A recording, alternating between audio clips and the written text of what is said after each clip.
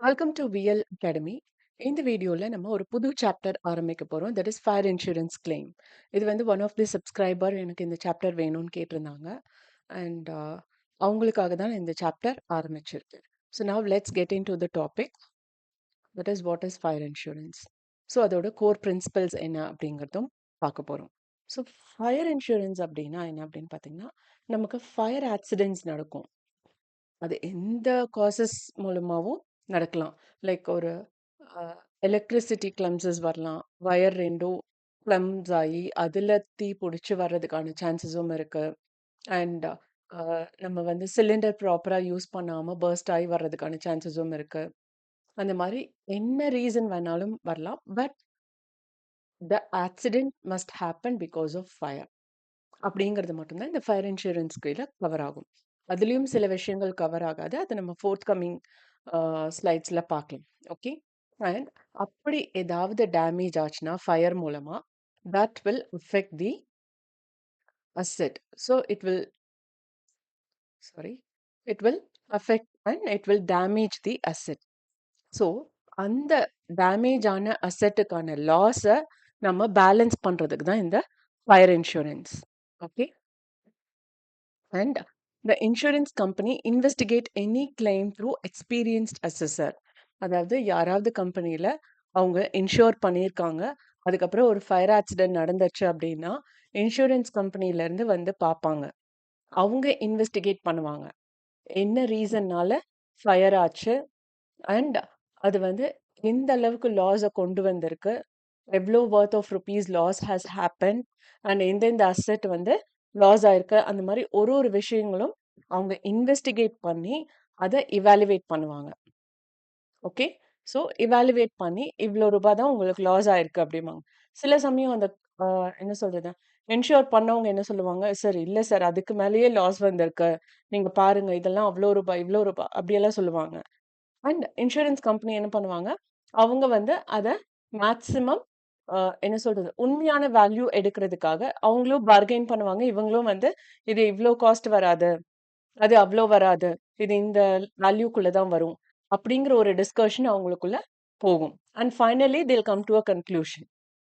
Out of the loss ஒரு certain percentage amount வந்து அவங்களுக்கு கிளைமாக கொடுப்பாங்க. ஸோ இதுதான் ஒரு ஃபயர் இன்சூரன்ஸோட basic principles and process. Okay. இப்போ அடுத்தது வந்து அந்த ஃபயர் இன்சூரன்ஸ் நான் சொன்னேன் இல்லையா, அதாவது சில ரீசனுக்கு வந்து ஃபயர் இன்சூரன்ஸ் வந்து கவர் ஆகாது அப்படின்னு. அதை தாண்டி என்னென்ன types of fire insurance policies இருக்கு அப்படிங்கறத நாம இந்த ஸ்லைட்ல பார்க்க போறோம். ஓகே. ஸோ ஃபர்ஸ்ட் ஒன் பார்த்தீங்க அப்படின்னா சால்வேஜ். ஸோ சால்வேஜை பொறுத்த வரையும் இப்போ ஒரு இடத்துல ஃபயர் ஆக்சிடென்ட் நடக்குது அப்படின்னா சில ஸ்டாக்ஸ் வந்து டேமேஜ் ஆயிருக்கும், சிலது டேமேஜே ஆயிருக்காது. ஓகே. ஸோ அந்த மாதிரி இருக்கிறப்போ the damaged stock and undamaged stock are separated. இது வந்து இவ்வளோ worth of stock வந்து டேமேஜ் ஆகல அப்படின்னு அதுக்கு ஒரு வேல்யூ போடுவாங்க. இவ்வளோ ஸ்டாக்ஸ் டேமேஜ் ஆயிருக்குன்னு அதுக்கு ஒரு வேல்யூ போடுவாங்க. ஓகே. ஸோ அந்த வேல்யூவை தான் வந்து சால்வேஜ் வேல்யூ அப்படிம்பாங்க, இல்லைன்னா ஸ்டாக் சால்வேஜ்னு சொல்லுவாங்க. சால்வேஜ்னா டேமேஜ் ஆனது. when claim is lodged for loss of stock, stock salvage is subtracted from stock on the date of fire. அதாவது என்னன்னா, ஃபயர் ஆகுறதுக்கு இன்னைக்கு அந்த ஃபேக்டரியில ஓவராலா எவ்வளோ ஸ்டாக் இருந்தது அப்படிங்கிற வேல்யூவை தனியா எடுத்துட்டு அந்த வேல்யூல இந்த சால்வேஜ்ட் ஸ்டாக் வேல்யூ, சால்வேஜ்னா டேமேஜ் ஆன ஸ்டாக், அந்த வேல்யூவை சப்ட்ராக்ட் பண்ணுவாங்க. ஓகே. ஸோ அண்ட் அதுல வந்து பேலன்ஸ் அமௌண்ட் இருக்கு இல்லையா, அந்த பேலன்ஸ்ட் அமௌண்ட்டுக்கு தான் அவங்க இன்சூரன்ஸ் கிளைம் அப்ளை பண்ணுவாங்க. Okay. That is called salvage. And அந்த சால்வேஜுக்கு கீழே பார்த்தீங்க அப்படின்னா computation of claim to be lodge for loss of stock. இதில் வந்து following are the major points to be noted for calculating claim for loss of stock. என்ன அப்படி பண்ணணும்னா, if a separate stock account is maintained by a firm, which is possible if a cost accounting department exists, stock on the date of fire can be taken from the ledger account of the book. After separating salvage stock, claim can be lodged for the balance. இங்க salvaged stock அப்படிங்கிறது வந்து damaged ஸ்டாக்ல damage ஆகாத stock. Okay. அப்போ overall ஸ்டாக்ல இருந்து damage ஆகாத ஸ்டாக்கை less பண்ணோம்னா தான் நமக்கு பேலன்ஸ் வந்து டேமேஜ் ஆன ஸ்டாக்கோட வேல்யூ நமக்கு கிடைக்கும். ஓகே, அதுதான் first and foremost thing we need to consider. Second one பார்த்தீங்க அப்படின்னா, no ledger account is maintained for stock. So value of stock on the date of fire must be found indirectly using gross profit ratio. So நாங்கள் லெஜரே maintain பண்ணலை அப்படின்னு சில companies சொல்லுவாங்க. இன் that case அவங்க gross profit வேல்யூவை base பண்ணி ஸ்டாக்கை value பண்ணுவாங்க. ஓகே, ஸோ இந்த ரெண்டு விதத்தில் தான் அவங்க ஸ்டாக்கை வேல்யூ பண்ணுறதே. If the ledger is available, அதில் இருக்கிற ஸ்டாக் வேல்யூ எடுத்து அதுக்கேற்ற மாதிரி அவங்க வேல்யூ டிட்டர்மைன் பண்ணி எவ்வளோ லாஸ் ஆயிருக்குங்கிறத கண்டுபிடிப்பாங்க. இல்ல அப்படின்னா based on the gross profit. So இந்த ரெண்டு விஷயம் ஞாபகம் வச்சுக்கோங்க on first type of insurance policy, that is salvage. Okay, next one பார்த்தீங்கன்னா, இந்த computation of claim to be lodge for loss of stock வந்து இந்த சால்வேஜுக்குள்ளேயே வரும். By mistake I have made it as a separate point. If I want to edit it and make it clear, okay, or else I'll make it in the same line.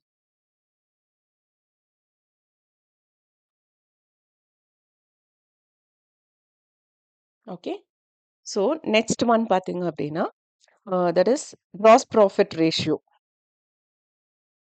So next one வந்து நான் சொன்னேன் இல்லையா, gross profit base பண்ணி கண்டுபிடிப்பாங்க அப்படின்னு. இப்போ gross profit ratio எப்படி கண்டுபிடிக்கணும் அப்படின்னா ஃபார்முலா இருக்கு. That is gross profit divided by sales into 100. அது நான் உங்களுக்கு ஃபார்முலாவில் சொல்லியிருப்பேன்.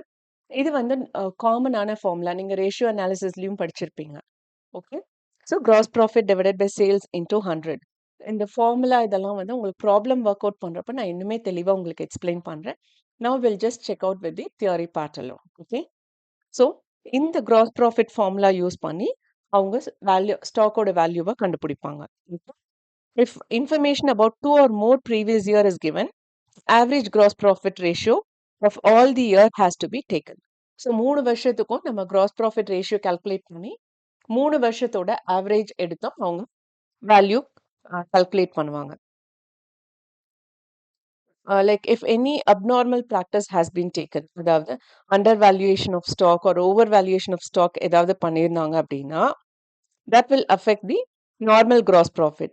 So any sample given out of purchase goods drawing, so அது overvalue undervalue இருந்தது அப்படின்னா இந்த விஷயங்களெல்லாம் எடுப்பாங்க, like purchases, goods drawings. So இந்த மாதிரி விஷயங்களை எடுத்து அதுக்கப்புறம் ஸ்டாக்கை வேல்யூ பண்ணுவாங்க. இவ்வளோ கூட்ஸ் பர்ச்சேஸ் பண்ணியிருக்கீங்க, பட் இவ்வளோ தான் வேல்யூ காமிச்சிருக்கீங்க அப்படிங்கிற மாதிரி அவங்க கொஷின் பண்ண. This is almost like an auditing தான். ஃபுல்லாக தரோவாக அவங்க செக் பண்ணிட்டு தான் ஸ்டாக்கோட வேல்யூவே ஃபைனலாக அவங்க டிக்ளேர் பண்ணுவாங்க. Okay, so with this gross profit ratio எப்படி கால்குலேட் பண்ணுறதுங்கிறத பார்த்துக்கணும். Next one is abnormal item and gross profit ratio. So இது அப்நார்மல் ஐட்டம் அப்படின்னு பார்த்தீங்கன்னா, சில கூட்ஸ் எல்லாம் வந்து சேலே ஆயிருக்காது. ஒரு 2 வருஷமா சேல் ஆகாம அப்படியே இருக்கு அப்படின்னா, அத வந்து இருக்கிற இடத்த விட்டு வெளியில நகர்த்தணும் அப்படிங்கிறப்போ, அத வந்து லாஸ்க்கு விப்பாங்க. ஓகே, அத ₹10க்கு வாங்கிட்டு கடைசியில ₹8, ₹9க்கு விக்கிறப்போ, அது அவங்களுக்கு லாஸா தான் இருக்கும். ஸோ அந்த மாதிரியான அப்நார்மல் லாஸ வந்து இதுல கன்சிடர் பண்ண மாட்டாங்க. Okay, so in that case இவங்க என்ன பண்ணுவாங்க, ட்ரேடிங் அக்கவுண்ட் கிராஸ் ப்ராஃபிட்ல இருக்கிற சேல்ஸை வந்து நார்மல் சேல்ஸாக எடுத்துக்குவாங்க. For this purpose, separate column or open showing normal, abnormal and total. Okay, normal sales இந்த வருஷத்துக்கான கூட்ஸை இந்த வருஷமே வித்துட்டீங்க அப்படின்னா தட் இஸ் நார்மல் சேல்ஸ். போன வருஷத்தோடது அதுக்கு முந்தின வருஷத்தோடது இந்த வருஷம் லாஸ்க்கு வித்துருக்கீங்க அப்படின்னா அது அப்நார்மல் சேல்ஸா. ஸோ அந்த மாதிரி தனியாக பிரித்து அதில் இருக்கிற நார்மல் சேல்ஸை மட்டும் இவங்க எடுத்துக்குவாங்க. Okay, so that is called abnormal items and gross profit ratio. இது எல்லாமே லாஸ் ஆன் ஸ்டாக் கிளைம், அதை கிளைம் பண்ணுறதுக்கு என்னென்ன விஷயங்கள் கன்சிடர் பண்ணுறாங்க அப்படிங்கிறது தான். ஸோ அதில் இருக்கிற நெக்ஸ்ட் விஷயம் தான் இந்த ஆவரேஜ் கிளாஸ். ஓகே, ஸோ இதுவும் வந்து இந்த சால்வேஜுக்கு கீழே தான் வரும். ஸோ அதனால நான் உங்களுக்கு இந்த மாதிரி காமிச்சிருக்கேன்.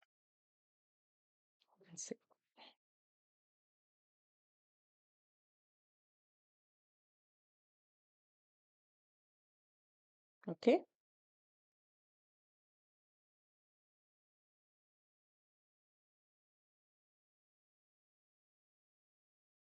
So this is how we have to C.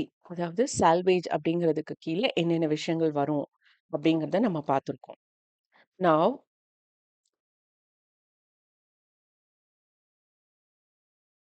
So next வந்து ஆவரேஜ் கிளாஸ் அப்படின்னா என்னன்னு பார்த்தீங்கன்னா, இப்போ வந்து நீங்க ஃபயர் இன்சூரன்ஸ் பாலிசி போடுறப்போ, உங்களுடைய ஸ்டாக் வேல்யூ வந்து ஒரு ₹50,000 வொர்த்தா தான் இருக்கும்.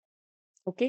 அதுக்கப்புறம் வந்து அந்த ஃபயர் இன்சூரன்ஸ் பாலிசி வந்து நீங்க இன்சூர் பண்ணது it was keep on going on.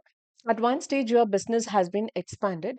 அந்த 50,000 வொர்த் ஸ்டாக் போக எக்ஸ்ட்ராவாவும் உங்களுக்கு ஸ்டாக் இருக்கு. ஓகே.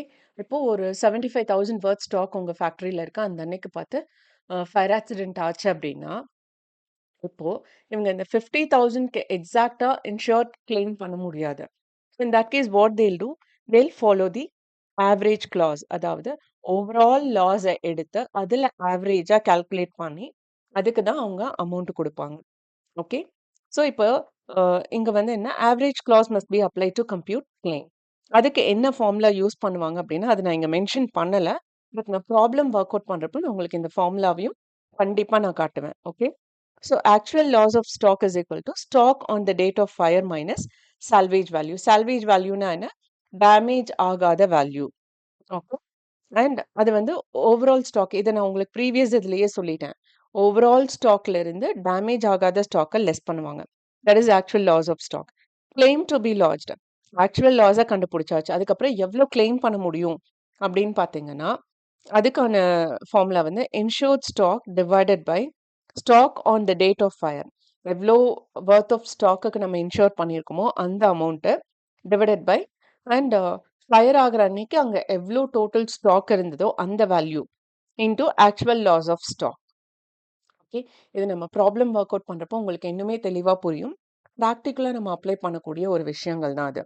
லாஜிக்கலா பிளஸ், மைனஸ்ங்கிறது நமக்கு உங்களுக்கு தெரியும். ஸ்டோரி வைஸ் நீங்க வந்து அடிஷன், சப்ட்ராக்ஷன் பண்ணியிருப்பீங்களா? அதே மாதிரி தான் இதுவும். எவ்ளோ ஃபயர் ஆச்சோ, அதுக்கு மட்டும் தான் அவங்க இன்சூரன்ஸ் கம்பெனி அமௌண்ட் குடுப்பாங்க. அதுவுமே எவ்ளோ லாஸ் ஆச்சோ அதுக்கு கம்ப்ளீட்டா குடுக்க மாட்டாங்க. ஓகே. அதுக்குன்னு சில பெர்சன்டேஜ் இருக்கும். ஸோ, இப்ப நம்ம அதெல்லாம் கண்டுபிடிச்சுட்டோம். ஸோ, இதோட சால்வேஜ் மெத்தட் அப்டின்னா, சால்வேஜ் டைப் ஆஃப் இன்சூரன்ஸ் பாலிசினா என்ன? அப்படிங்கிறத நம்ம பார்த்துட்டோம். நெக்ஸ்ட் ஒன் பார்த்தீங்க அப்படின்னா, claim for loss of profit or consequential policies. So, first policy வந்து சால்வேஜ் பாலிசி. இது வந்து கான்சிக்வென்ஷியல் பாலிசி. ஓகே. ஸோ, இதுல என்னென்ன விஷயங்கள் இருக்கு அப்படிங்கிறத நம்ம பார்க்க போறோம். ஸோ, இதுல வந்து பார்த்தீங்க அப்படின்னா, தட் இஸ் கான்சிக்வென்ஷியல் பாலிசிஸ்ல வந்து ஃபர்ஸ்ட் ஒன் இஸ் இன்டெம்னிட்டி பீரியட். இந்த விஷயங்கள் ஃபர்ஸ்ட் நம்ம தெரிஞ்சுக்கணும். இன்டெம்னிட்டி பீரியட் அப்படிங்கிறது வந்து லைக் யூசுவலா ஃபயர் இன்சூரன்ஸ் பாலிசி அப்படிங்கிறது 1 வருஷத்துக்கு தான் எடுத்திருப்பாங்க. அதுல வந்து இந்த நார்மல் வொர்க்கிங் ஃபயர் தீ புடிச்சிருச்சு. தீ புடிச்சதுக்கு அப்புறம் எவ்ளோ நாள் இந்த நார்மல் வொர்க்கிங் பிராக்டிஸ் காட் அஃபெக்டடோ அத தான் வந்து இன்டெம்னிட்டி பீரியட் அப்படின்னு சொல்லுவாங்க. Okay. Period refers to the length of period which may be affected by fire. Normal working is not expected. So இந்த நார்மல் ஒர்க் இல்லாத நாட்கள தான் இன்டெம்னிட்டி பீரியட் அப்படிங்கிறோம். அஃபெக்டட் பீரியட் அப்படிங்கிறது வந்து for which normal working is affected because of fire. ஃபயர்னால normal working affect ஆனது வந்து இங்க சொல்றது தான் அஃபெக்டட் பீரியட். இது 2மே கொஞ்சம் கன்ஃப்யூசிங்கா இருக்கும். Normal working is not expected அப்படிங்கிறது இன்டெம்னிட்டி பீரியட். அதுவே வந்து ஃபயர்னால normal working is not I mean normal working is affected அப்படிங்கிறது அஃபெக்டட் பீரியட். ஓகே. இது 2 தான் இதுக்கான டிஃபரன்ஸ். டர்ன் ஓவர் 3வது பார்த்தீங்க அப்படின்னா, இந்த டர்ன் ஓவருக்கு கீழ நெறைய விஷயங்கள் இருக்கு.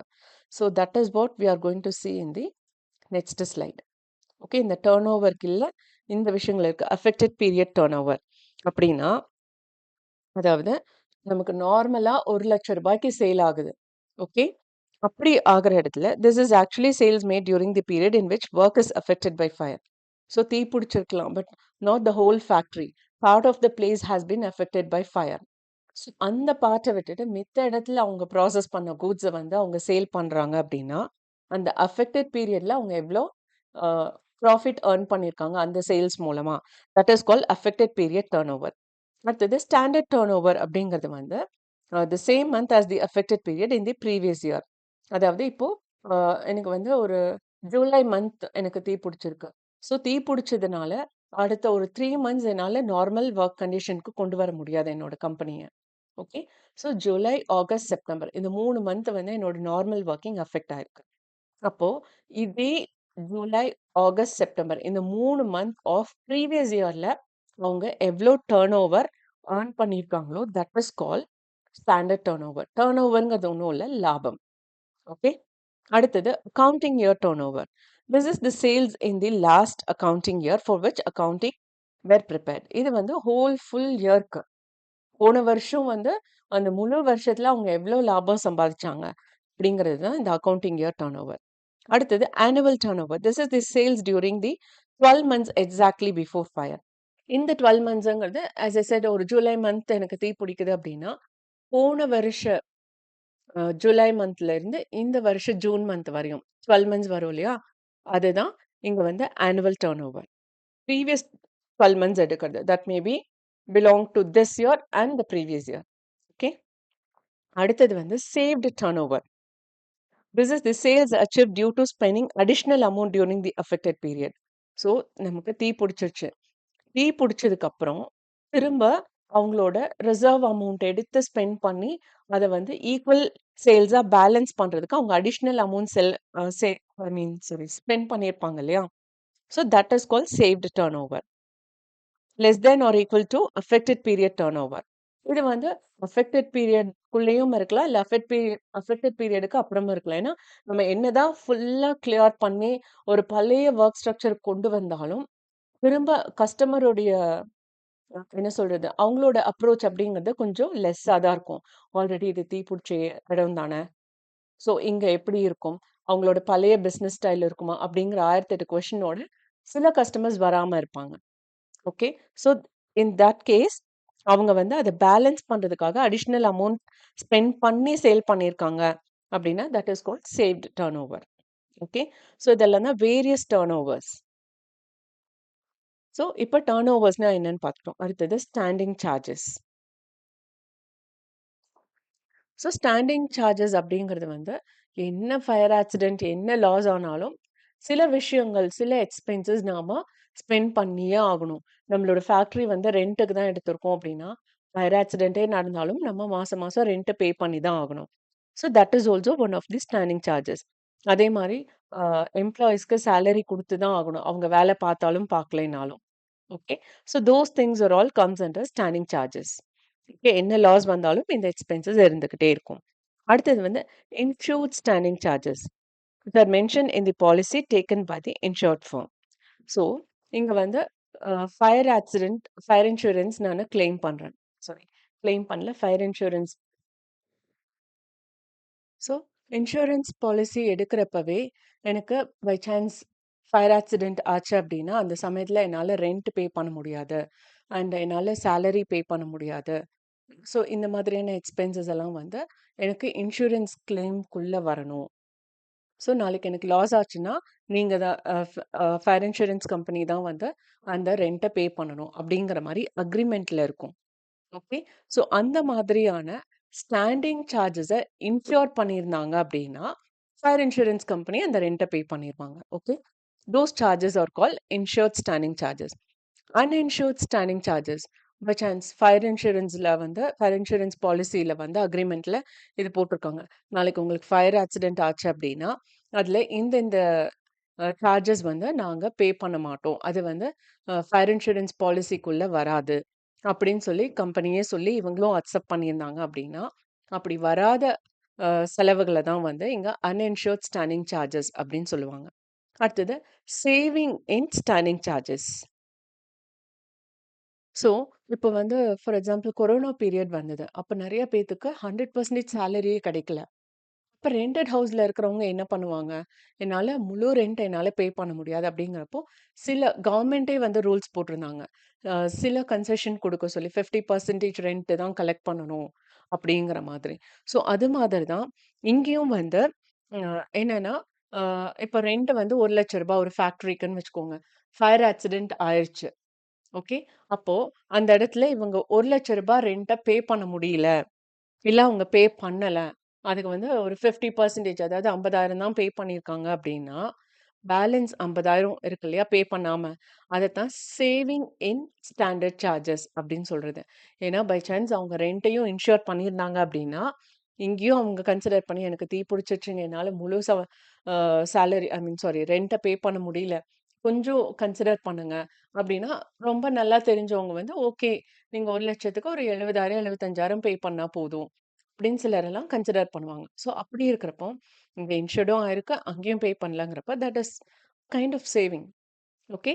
அண்ட் நெக்ஸ்ட் வந்து special circumstances clause. So special circumstances clause அப்படின்னு பார்த்தீங்க அப்படின்னா, அது என்ன ஸ்பெஷல் சர்க்கம்ஸ்டன்சஸ் அப்படின்னா, இப்போ ஃபார் எக்ஸாம்பிள் ஒரு பெரிய கார்மெண்ட் ஷாப் இருக்கு. Okay. I don't want to say the brand. ஒரு நல்லா தெரிஞ்ச எல்லா கஸ்டமரும் அங்க போய் தான் உங்களுக்கு ட்ரெஸ் எல்லாம் வாங்குவாங்க. ஸோ அந்த மாதிரி ஒரு கடை இருக்கு. அந்த கடையில ஆல் ஆஃப் அ சடன் தீ புடிச்சிருச்சு. ஓகே. தீ புடிச்சிருச்சு. ஃபயர் ஆக்சிடென்ட் ஆயிடுச்சு. இது இங்க வந்து 2 டெர்ம்ஸ் இருக்கு. That is increasing and decreasing trend as a percentage should be found. Tea புடிக்காத வரையும், அவங்க கிட்ட ஒரு 100 கஸ்டமர் வர்றாங்க ஒரு நாளைக்கு அப்டின்னா, ஃபயர் ஆக்சிடென்ட் ஆனதுக்கப்புறம் ஒரு 150 கஸ்டமர் வருவாங்க. For some reason. இப்ப இவங்களுக்கு தீ பிடிச்சிருச்சு. ஸோ, அவங்களோட பிசினஸ் டவுனா இருக்கும். அதனால காஸ்ட் ஆஃப் த ட்ரெஸ்ஸஸ் எல்லாம் அவங்க ரெட்யூஸ் பண்ணி தான் விப்பாங்க. அப்படிங்கிற ஒரு மைண்ட் செட்லயும் அந்த 100 கஸ்டமர்ங்கிறது 150யா இன்க்ரீஸ் ஆகலாம். Okay. As I said earlier, இது தீ புடிச்ச இடம். இனி வந்து அது பெருசா ஷைன் ஆகாது. அப்படின்னு ஒரு கைண்ட் ஆஃப் பிலீஃப்ல யோசிக்கிறவங்க வந்து, அந்த தீ புடிச்ச இடத்துல போய் ட்ரெஸ் வாங்க மாட்டாங்க. ஓகே. ஏன்னா, அது நெறைய இமேஜினேஷன்ஸ் வரும். ஐயோ! இங்க தீ புடிச்சிருக்கு. இடம் விருத்தியாக இந்த மாரி பேசுறவங்க நெறைய பேர் இருக்காங்க. ஸோ அப்படி யோசிக்கிறவங்க அந்த கடைக்கே அதுக்கப்புறம் போமாட்டாங்க. ஸோ இது மாரி 2 விதமான விஷயங்கள் நடக்கிறதுக்கான சான்சஸ் இருக்கு. ஸோ அதுல ஃபர்ஸ்ட் நான் சொன்னது. அதாவது ரூ. 150 ட்ரெஸ் ரூ. 100க்கு குடுப்பாங்க. ஏன்னா ஆல்ரெடி தீ புடிச்சிருக்கு. அவங்களுக்கு ஹெவி லாஸா இருக்கும். ஸோ இனி பிசினஸ பேலன்ஸ் பண்றதுக்கு இந்த மாரி ஆஃபர்ஸ் எல்லாம் குடுப்பாங்க. அப்படின்னு நெனச்சு போனாங்கன்னா, அத வந்து இன்கிரீசிங் ட்ரெண்ட் அப்படின்னு சொல்றது. ஒரு இன்கிரீஸ் ஃபார் ட்ரெண்ட். அடுத்தது வந்து இந்த மாதிரி தீ புடிச்ச இடத்துக்கு நம்ம போக்கூடாதுன்னு யோசிக்கிற கஸ்டமர். அதனால வந்து 100 கஸ்டமர்ங்கிறது 75ஆவோ இல்ல 50 கஸ்டமராவோ குறைஞ்சிருந்தாங்க அப்படின்னா, that is called decrease for trend. Okay. So இது 2ல எது வேணாலும் நடக்கலாம். ஒரு ஃபயர் ஆக்சிடென்ட்னால. ஸோ இன் தட் கேஸ் இங்க இன்கிரீஸ் ஆர் டிக்ரீஸ் அப்படிங்கிறது தான் இங்க ஸ்பெஷல் சர்க்கம்ஸ்டன்சஸ் கிளாஸ் அப்படிங்கிறோம். So then the standard turnover and the annual turnover should be increased or decreased. Okay. So அப்ப அந்த வருஷத்துடைய லாபம் வந்து ஒண்ணு இன்கிரீஸ் ஆயிருக்கும். If I say the first category. நெறைய கஸ்டமர் வந்தாங்க அப்படின்னா, அவங்களுடைய டர்ன் ஓவர் இன்கிரீஸ் ஆயிருக்கும். டர்ன் ஓவர்ங்கிறது என்ன? லாபம். So based on that it will get change. அடுத்தது பார்த்தீங்க அப்படின்னா, next is formula to claim the amount. So இதுதான் ஃபார்முலா. ஸோ இந்த ஃபார்முலாலாம் வந்து நான் ப்ராப்ளம் ஒர்க் அவுட் பண்றப்போ உங்களுக்கு எக்ஸ்ப்ளைன் பண்றேன். இந்த increase for trend, decrease for trend எல்லாம் உங்களுக்கு நான் இப்ப சொல்லிட்டேன். அண்ட் கிராஸ் ப்ராஃபிட் ரேஷியோல வந்து net profit plus insured standing charges divided by accounting year turnover into 100.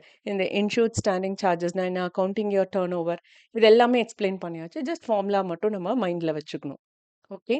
And this is also another step that is claimed for increased cost of working. This I have. Okay. Increased cost of working. அதுக்கு வந்து நம்ம என்ன formula use பண்ணணும் அப்படிங்கிறது. And third step அது வந்து total claim for loss of profit. இது வந்து ப்ராஃபிட் அஃபெக்ட் ஆகிற பட்சத்தில் நம்ம இந்த ஃபார்முலா யூஸ் பண்ணணும். பட் இதில் என்னன்னா ஒரு ஒரு ஸ்டெப்பாக தான் நீங்கள் ஒர்க் அவுட் பண்ண முடியும். Okay. And next one is application of average clause. நம்ம அந்த நாலும் பார்த்தோம் இல்லையா? அதில் இருக்கிற கடைசி இது ஆவரேஜ் கிளாஸ்க்கு நம்ம என்ன ஃபார்முலா யூஸ் பண்ணணும் அப்படிங்கிறது. I think this one has been repeated. Average கிளாஸ்க்கும் அதே தான் வந்திருக்கு. But with mild changes. அது எல்லாமே நான் ப்ராப்ளம் ஒர்க் அவுட் பண்ணுறப்போ உங்களுக்கு எக்ஸ்பிளைன் பண்ணுறேன். And also accounting entries for fire claims. அதுக்கானதும் நான் ப்ராப்ளமோட எக்ஸ்பிளைன் பண்ணாதான் உங்களுக்கு புரியும். அதனால அந்த ஜேர்னல் என்ட்ரிக்கு வந்து நான் தனியாக ஒரு வீடியோ போடலை. ஓகே. நம்ம ப்ராப்ளம் ஒர்க் அவுட் பண்ணுறப்பவே பார்த்தோம்னா இந்த ஜேர்னல் என்ட்ரி உங்களுக்கு இன்னும் தெளிவாக புரியும். Okay. Waste of time to explain that separately. So இப்போ இதெல்லாம் பண்ணிட்டோம். இன்னொரு விஷயம் நான் உங்களுக்கு சொல்றது என்ன அப்படின்னா, ஃபயர் ஆக்சிடென்ட் அப்படின்னு ஒண்ணு நடக்குது. பியாண்ட் தட் சில விஷயங்கள் வந்து லைக் என்ன சொல்றது? சில விஷயங்கள் வந்து ஃபயர் இன்சூரன்ஸ் கிளைமுக்குள்ள இன்க்ளூட் ஆகாது. லைக் ஒரு பெரிய போர் நடக்குது. அதுல நமக்கு வந்து நம்மளோட பில்டிங் வந்து தீ புடிச்சு லாஸ் ஆகுது அப்படின்னா, அத இன்சூரன்ஸ் கம்பெனி கிட்ட கிளைம் பண்ண முடியாது. ஓகே. அது வந்து நம்ம எங்க கிளைம் பண்ணுவோம்னா, கவர்ன்மெண்ட் கிட்ட தான் பண்ணுவோம். ஓகே. காமன் காஸ் ஆச்சுன்னா, அது வந்து கவர்ன்மெண்ட் அவங்க பார்த்துக்குவாங்க. ஸோ அதுக்கு இன்சூரன்ஸ் கம்பெனி பொறுப்பேத்துக்காது. Okay. Invasion and civil commotion. Civil commotion அப்படிங்கிறது வந்து ஒரு பெரிய பில்டிங். அதுல ஒரு ஃப்ளோர் தான் உங்களோட கம்பெனி. அப்படிங்கிற பட்சத்துல, அந்த மொத்த பில்டிங்கும் இடிஞ்சு விழுந்துருச்சு. அந்த மொத்த பில்டிங்கும் தீ புடிச்சிருச்சு. நாட் இடிஞ்சு விழுந்துருச்சு. தீ புடிச்சிருச்சு அப்படின்னா, அந்த ஒரு மொமெண்ட்லயும் இது ஃபயர் இன்சூரன்ஸ் கீழ வராது. Okay. If any losses happen to the whole building அதுல உங்க கம்பெனியும் லாஸ் ஆச்சு அப்படின்னா, அதுக்கும் கவர்ன்மெண்ட் தான் வந்து என்ன சொல்றது? காம்பன்சேட் பண்ணணும். Okay. And losses caused by nuclear perils. இதுவும் வந்து பை கெமிக்கல் திங்ஸ் அந்த மாதிரி ஆயிடுச்சு அப்படின்னா, அதுவும் வந்து இன்சூரன்ஸ் கம்பெனிக்குள்ள வராது. இன்சூரன்ஸ் பாலிசிக்குள்ள. And losses for consequential damage. Loss of profit or business interruption unless explicitly covered by an add on policy. So இது வந்து இப்போ தீ புடிச்சிருச்சு. அதுல உங்க பிசினஸ் நார்மலா தான் போயிட்டு இருக்கு. பட் ப்ராஃபிட் காட் அஃபெக்டட் அப்படின்னா, அதுக்கு வந்து ஃபயர் இன்சூரன்ஸ் கம்பெனி கிளைம் பண்ணாது. இல்ல I mean fire insurance company கிட்ட கிளைம் பண்ண முடியாது. பண்ணலாம். Only in case of add on பாலிசின்னு ஒண்ணு இருக்கு. அதுவும் அவங்க போட்டிருந்தா, அந்த ப்ராஃபிட்டுக்காக அவங்க கிளைம் பண்ணி வாங்கலாம். Okay. Next one is losses from intentional act or gross negligence by the insured. அதாவது சிலர் என்ன பண்ணுவாங்க, this part of the factory or ஆர்கனைசேஷன அவங்களே தீ வச்சுட்டு எங்களுக்கு லாஸ் ஆச்சு அப்படின்னு காமிச்சு இது பண்ணுவாங்க. அந்த மாரி ஃப்ராடுலன்ட் வேலைக்கு fire insurance company by chance கண்டுபிடிச்சாங்க அப்படின்னா, அவங்க அமௌண்ட் தரமாட்டாங்க. Okay. Next one is loss caused by inherent vice that is self heating of goods. அதாவது இப்போ ஃபார் எக்ஸாம்பிள் காட்டன் நீங்க எடுத்துட்டீங்க அப்படின்னா, அதுக்கு பக்கத்துல ஃபயர் வைக்கக்கூடாது. அந்த மாதிரி ஒரு நெக்லிஜென்ஸ்னால ஒரு ஃபயர் காட்டன் மேல பட்டு தீ பிடிச்சிருச்சு அப்படின்னா, அதுக்கும் ஃபயர் இன்சூரன்ஸ் கம்பெனி அக்செப்ட் பண்ணிக்க மாட்டாங்க. Okay. That is because of your negligence. அத தாண்டி ஏதாவது ஒரு விஷயம் நடந்து, நீங்க எல்லாமே பெர்ஃபெக்ட்டா வச்சு, அத தாண்டி ஒரு ஃபயர் ஆக்சிடென்ட் நடந்தா மட்டும் தான் நீங்க கிளைம் பண்ண முடியும். ஓகே. ஸோ இந்த விஷயங்கள் எல்லாமே வந்து ஃபயர் இன்சூரன்ஸ் கீழ வராது. Okay. At last, fire insurance is governed by the principle of indemnity and utmost good faith. So நீங்களும் உண்மையா இருக்கணும். ஃபயர் இன்சூரன்ஸ் கம்பெனியும் உங்களுக்கு உண்மையா இருக்கணும். அப்படி இருக்கிற பட்சத்துல தான் இந்த fire insurance company is running still. அப்படி இருக்கிறதுனால. Okay. Cost by the hostile fire and insured peril. ஸோ இது வந்து என்னன்னா, நீங்க எவ்வளோ இன்ஷூர் பண்ணியிருக்கீங்களோ அதுக்கேத்த மாதிரி நீங்க கிளைம் பண்ணிக்கலாம். Under insurance triggers the average clause, reducing the payout. So if the average clause trigger ஆச்சு அப்படின்னா, அது வந்து உங்களுக்கு கிடைக்கக்கூடிய கிளைம் வந்து it will get reduce. Okay. இதெல்லாம் நம்ம ப்ராப்ளம் இது பண்றப்போ உங்களுக்கு இது இன்னுமே ஈஸியா புரியும். With this video is over. And fire இன்சூரன்ஸ்னா என்ன அப்படிங்கிறத நம்ம பார்த்துட்டோம். அண்ட் இந்த forthcoming video will go with the problem. And இந்த வீடியோ வாட்ச் பண்ணதுக்கு ரொம்ப ரொம்ப தேங்க்ஸ். இந்த வீடியோ நிஜமாவே இன்ஃபர்மேட்டிவா இருக்குன்னு ஃபீல் பண்ணீங்கன்னா, லைக் பண்ணுங்க, ஷேர் பண்ணுங்க அண்ட் சப்ஸ்கிரைப் பண்ணுங்க. அண்ட் மறக்காம பெல் பட்டன் கிளிக் பண்ணுங்க. ஒன்லி தென் நான் என்னென்ன வீடியோ அப்லோட் பண்றேன் அப்படிங்கிறது உங்களுக்கு நோட்டிஃபிகேஷன்ல வரும். Thank you once again.